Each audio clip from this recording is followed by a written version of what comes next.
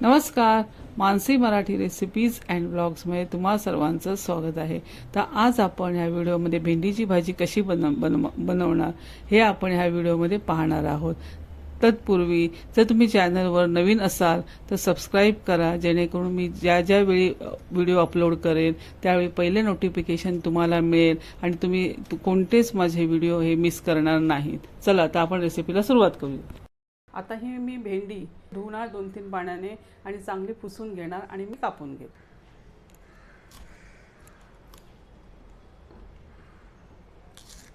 दोन भाग करायचे, कीड वगैरे आहे का बघायची आणि कापून घ्यायचे। हे बघा, कोवळी असल्यामुळे पटापट होते। भेंडी चिरून घेतली, कांदा बारीक चिरून घेतला।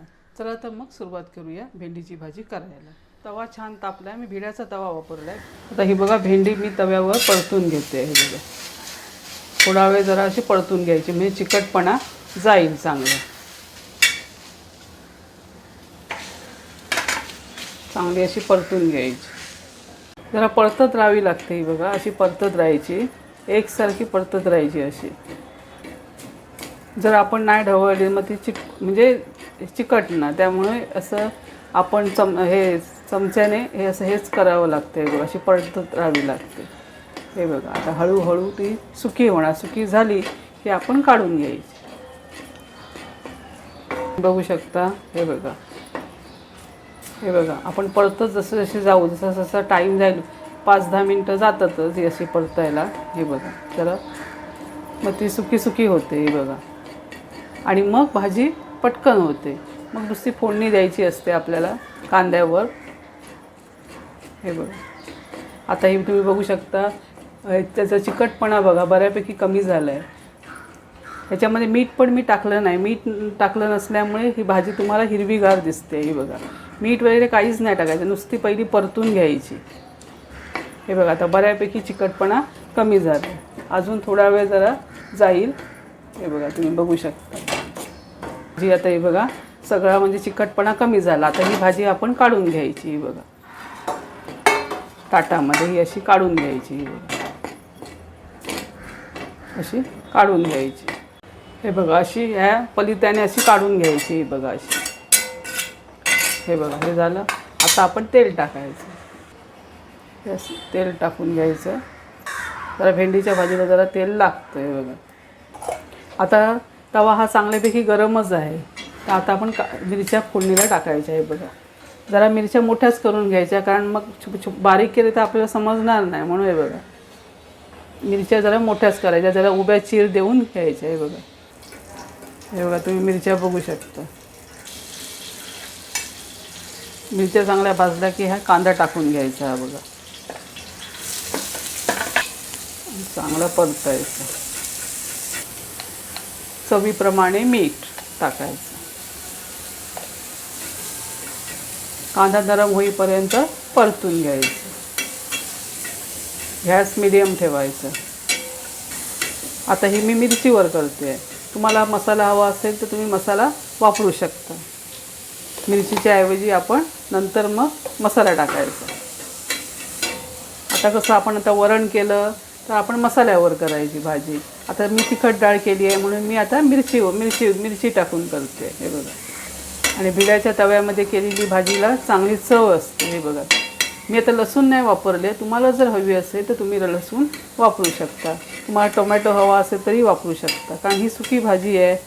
त्याच्यामध्ये मी आता कोकम वापरणार म्हणून मी टोमॅटो नाही वापरत आहे, कारण चिकटपणासाठी आपण कोकम टाकतो किंवा लिंबू टाकतो। तर आम्ही काय, आमच्या मालवणी म्हटल्यानंतर कोकणातल्या माणसांकडे कोकम हे असतं, त्यामुळे मी लिंबू नाही टाकलं आहे, कोकम टाकलं आहे। कांदा जास्त करपवायचा नाही। आता हा तुम्हाला कलर जो आला आहे तो चिकटपणा होता ना तव्याला, त्याचा कलर आला आहे। आता मी थोडा वेळ जरा भाजून घेणार आहे, म्हणजे असं परतून घेणार आहे। बघा जास्त करपवायचं पण नाही, कारण तो भाजी करताना शिजतो। भाज्यामध्ये आपण कांदा टाकतो ना, तो जास्त असं हे करपवायचं पण नाही। जरा नरम पडला की आपण भाजी टाकून घ्यायची। आता हे बघा तुम्हाला जरा सोनेरी कलर आल्यासारखा दिसतो आहे, तो अगोदरचा चिकटपणा होता भाजीचा म्हणून। पण हा कांदा काय करपलेला नाही आहे. आता ह्याच्यामध्ये जराशी कोकमं ही आपण जरा टाकून घ्यायची. हे बघा, आता ही बी आहे ती साईडला ठेवते. ही अशी कोकमं बारीक करून टाकायची. चिकटपणा कमी होण्यास मदत होते. आता ही तुम्ही भेंडी घालून घ्या. ही बघा, आता ही अशी तुम्ही भेंडी घालून घ्यायची. आता भाजी करायला इथून पुढे आपल्याला जास्त वेळ लागणार नाही. हे बघा, आता ही भाजी तुम्हाला हळद हवी असेल तर हळद पण घालू शकता. हे बघा, ही चांगली अशी परतून घ्यायची. गॅस स्लोच ठेवायचा. आता हे बघा, मी थोडी हळद घालून देते. हे बघा, म्हणजे जरा कलर छान येतो. चांगली मिक्स करून घ्यायची. बघा,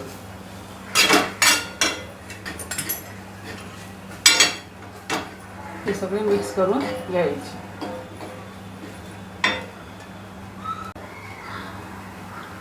तर हे बघा, भाजी शिजत झाली आहे बऱ्यापैकी. आता आपण याच्यामध्ये ओलं खोबरं घालून घ्यायचं. तुम्हाला किती हवं आहे त्याप्रमाणे तुम्ही कमी जास्त करू शकता. आणि घेऊन असं परतून घ्यायचं. बघा, तुम्ही भाजीचा कलर बघा, टेक्स्चर बघा किती सुंदर आलं आहे. बघा, हे बघा किती छान बघा दिसते भाजी. बघा, तुम्ही बघू शकता. भेंडी पूर्ण हिरवी हिरवी गार वाटते. ही भाजी भाकरी बरोबर, वरण भाताबरोबर. आता मी तिखट डाळ केली आहे, मग तिखट डाळीबरोबर तर अप्रतिमच चव येते. पद्धतीने तुम्ही करून बघा, तुम्हालाही नक्कीच आवडेल. बघा, चांगली परतून घ्यायची. सगळं खोबरं वगैरे सगळं मिक्स करून व्यवस्थित. हे बघा, गॅस स्लोच ठेवला आहे मी. जास्त मोठा नाही करायचा, मग भाजी करपू शकते. आता ऑलरेडी आपण भाजून घेतली आहे, त्यामुळे आता जास्त टाईम लागतच नाही. बघ, तर भाजायला जरा 10 मिनटं जातात व्यवस्थित असं भाजायला. तर तिथून पुढे 5 मिनटात भाजी रेडी होईल. आता बघा, तुम्ही बघू शकता कुठेही चिकटपणा नाही आहे. बघा, भाजी बघा किती सुटसुटीत झाली आहे. बघा, तुम्ही बघू शकता.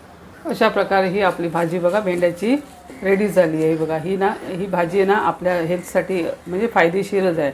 ह्या भाजीच्या सेवनाने आपलं कोलेस्ट्रॉल वगैरे कमी होतं. आणि अशाच प्रत्येक वेगवेगळ्या भाज्यामध्ये वेगवेगळे गुणधर्म असतात. त्यामुळे भाज्या ह्या आहारात समावेश करावे. हे बघा, जी आपली रेडी झाली बनवून. आता मी तुम्हाला सर्व करून दाखवते. तुम्ही बघू शकता अशा प्रकारे आपली भेंडीची भाजी बनवून रेडी झाली. तुम्ही पण करून बघा, तुम्हालाही नक्की आवडेल. तर व्हिडिओ आवडला असेल तर लाईक, शेअर, सबस्क्राईब. धन्यवाद.